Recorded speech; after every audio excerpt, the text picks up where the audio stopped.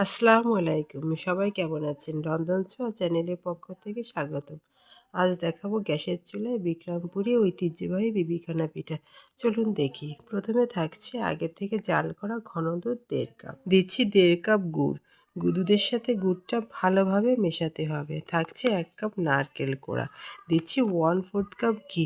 ঘিটা ভালোভাবে মিশিয়ে দেব ২টা ডিম। ডিমটা মিশিয়ে চালের গুঁড়া ২ কাপ ও ময়দা 1/2 কাপ দিয়ে ভালোভাবে মেশাতে হবে যাতে একটি স্মুথ ব্যাটার হয়। একটি মোল্ড নেব, তাতে আগের থেকে ঘি মেখে রেখেছি। ব্যাটারটা মোল্ডে ঢেলে দেব। গ্যাসের চুলায় একটা প্যান বসিয়েছি। তার ভিতরে স্ট্যান্ড বসিয়ে মোল্ডটা বসিয়ে দেব। আর ১ ঘন্টা পরে লো হিটে পিঠাটাকে ব্রেক করব। এরপর মোল্ড থেকে পিঠাটা ঢেলে দেব। পিঠাটার কত সুন্দর কালার হয়েছে। অনেকে মনে করেন ডিম দিলে পিঠায় গন্ধ আসে, কিন্তু না। আশা করি আমার ভিডিওটা ভালো লেগেছে। ভালো লাগলে ভিডিওটাতে একটি লাইক দিবেন ও চ্যানেলটা সাবস্ক্রাইব করে আমার সাথে থাকবেন। ধন্যবাদ।